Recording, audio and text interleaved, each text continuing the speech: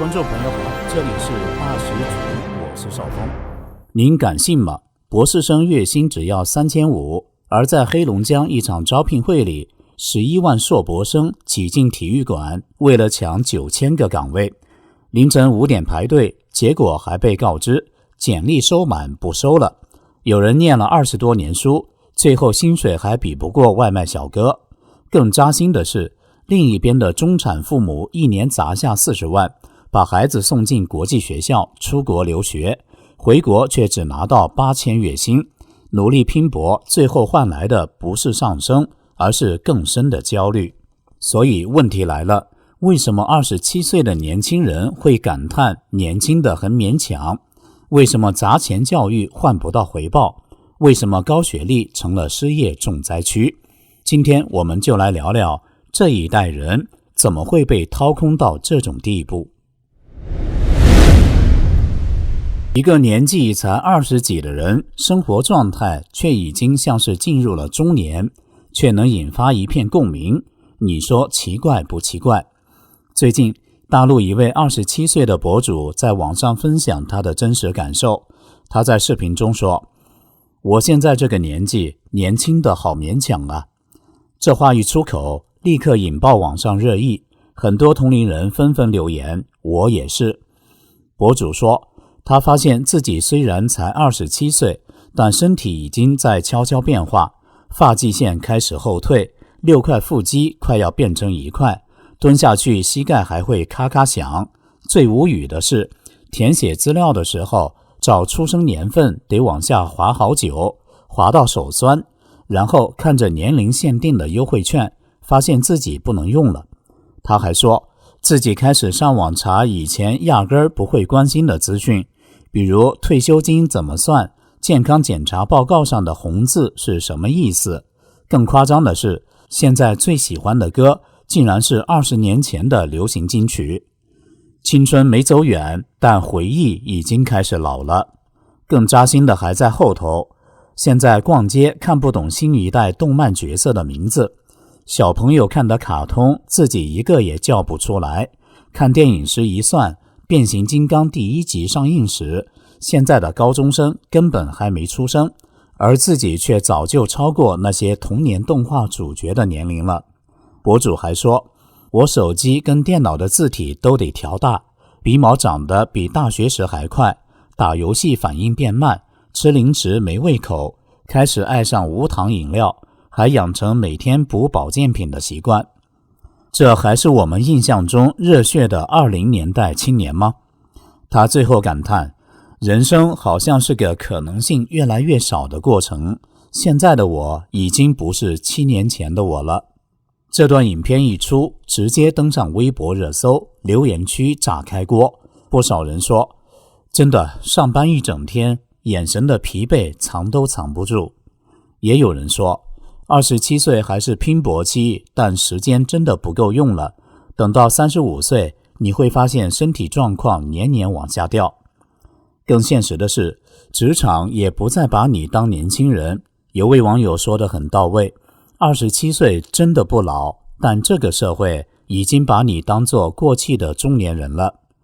这则27岁年轻的很勉强的贴文，内容本来很个体化，甚至也颇为私密，但它却迅速登上微博热搜，并引发讨论热潮，本身就是最大的问题。它本质上反映的其实是代际焦虑和自我认同的碰撞。因为现在社会压力太大，工作太难找，钱太难赚，焦虑导致的年轻人心态和心智的退化。有人一针见血指出，这其实不只是身体老化，而是一种代际焦虑。27岁的女生会被当成生育风险期，男生则要面对没升职就淘汰的压力。有工程师说得很绝，我才27岁已经被叫大叔了，明明我大脑的前额叶决策中枢此时才刚成熟啊。27岁明明很年轻，为什么会这么尴尬呢？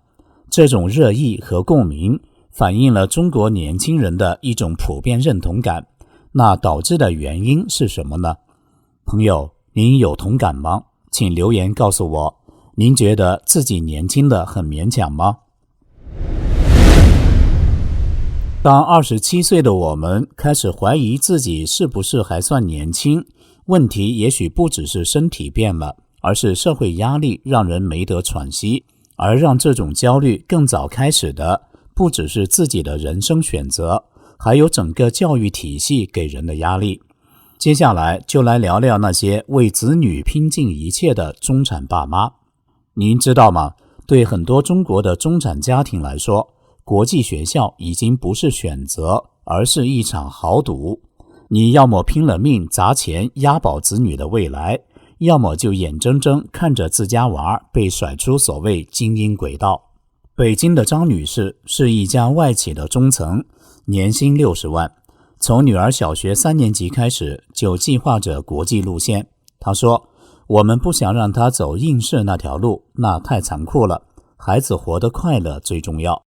于是她咬牙送孩子进了某知名国际学校，光学费1年就要28万，再加上校车、校服、社团、下校、补课费，1学年下来40万起跳。最让他崩溃的是，去年学费涨了3万，学校还顺便把午餐价格从每天35元涨到了50元。她老公苦笑道，这吃的是饭还是金子？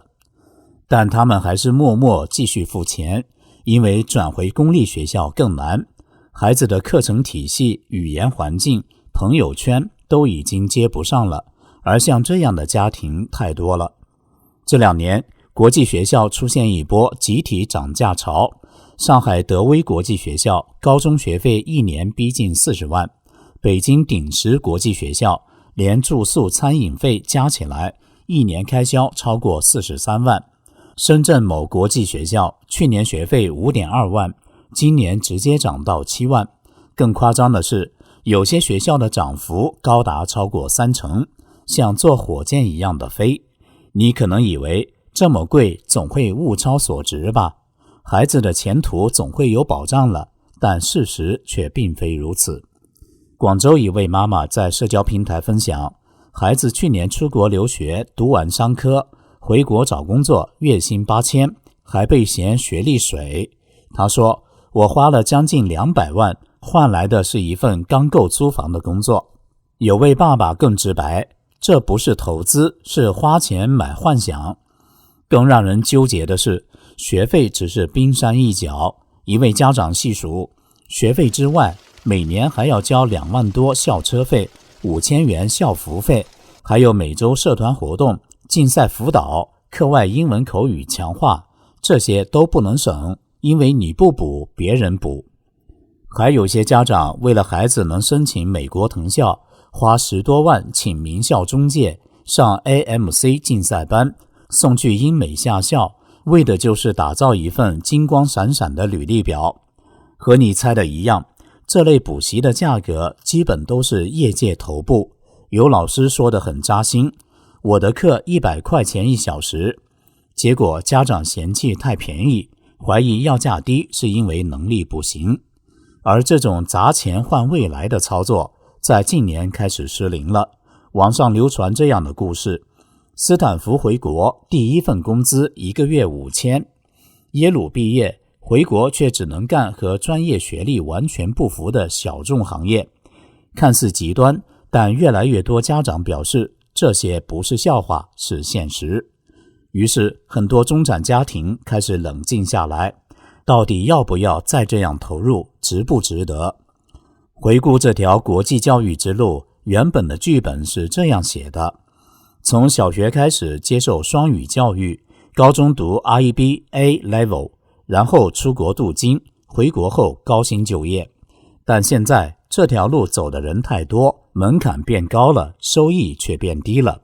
当年送孩子去国际学校是一种阶层保险，而现在这更像是一场成本过高的赌局。加上最近几年，国际学校自己也很焦虑，生源下降，经营压力大，为了生存，纷纷重金扩建加涨价自救。有学校甚至一边涨价，一边悄悄降低招生门槛，形成有钱就能进的筛选制度。这意味着什么？意味着教育开始分层，你不再靠孩子的实力，而是靠家长的钱包。曾经很多人说咬咬牙就撑过去，现在却发现不咬牙也撑不起来了。越来越多家庭开始放下精英叙事，走向两种方向，一种是向下回归本土体系，拼高考拼省钱，接受内卷但稳定；另一种是向上，加大投入，舍命砸钱搏名校，哪怕赌一把也不愿放手。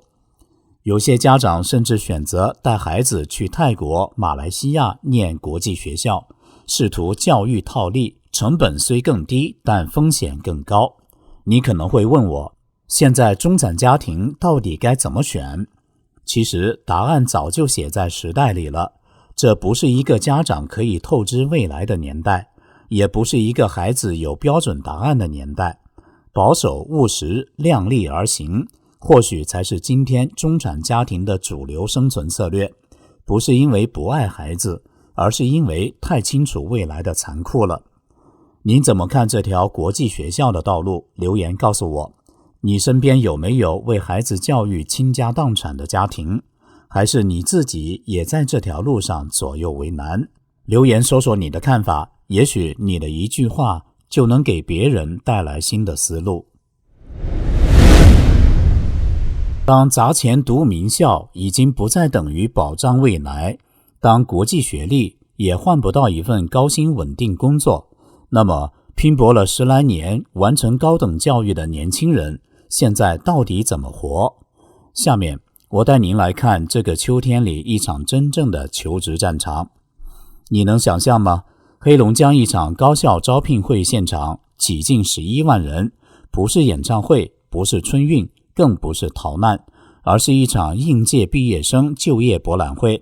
场地是在黑龙江大学体育馆，能容纳上万人的那种。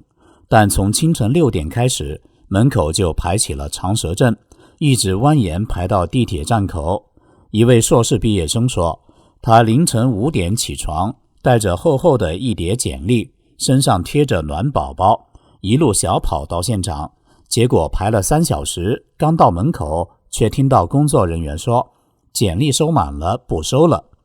那一刻，他差点当场哭出来，不是因为简历没交上，而是因为他突然意识到自己的求职路竟然卡在了递不上简历这个最不起眼的节点上。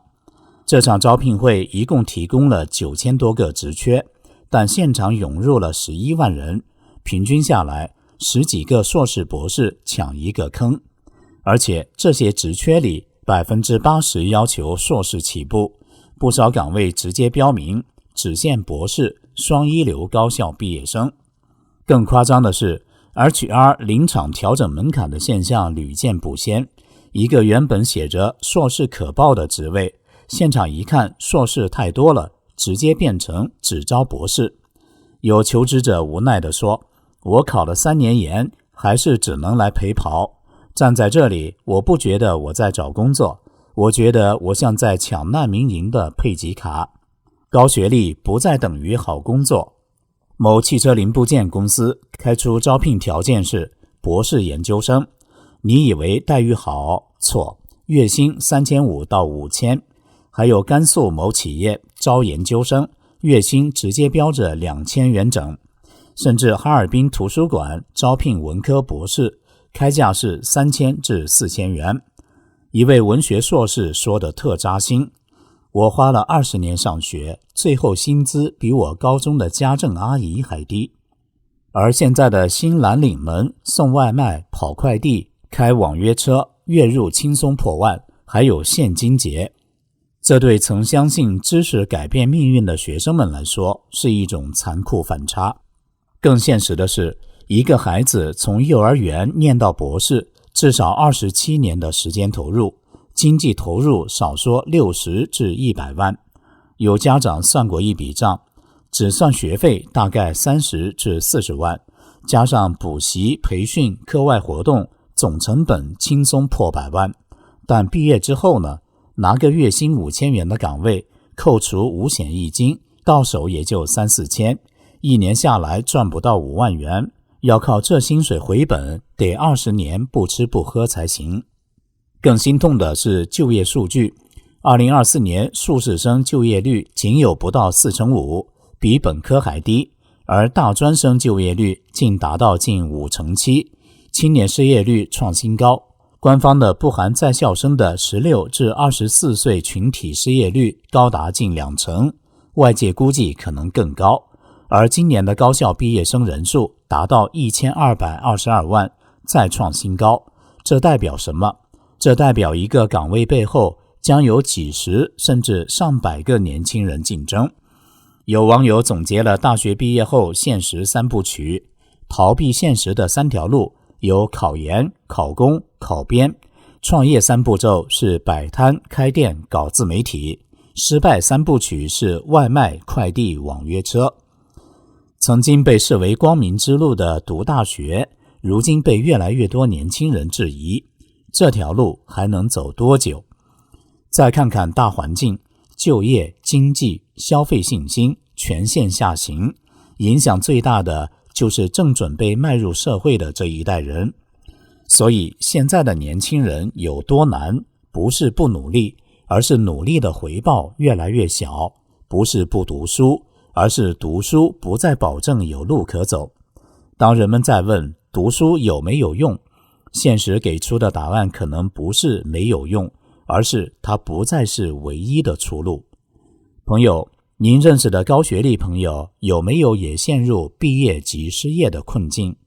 您对花20年读书换来3000薪资的现象有什么看法？欢迎在留言区告诉我们。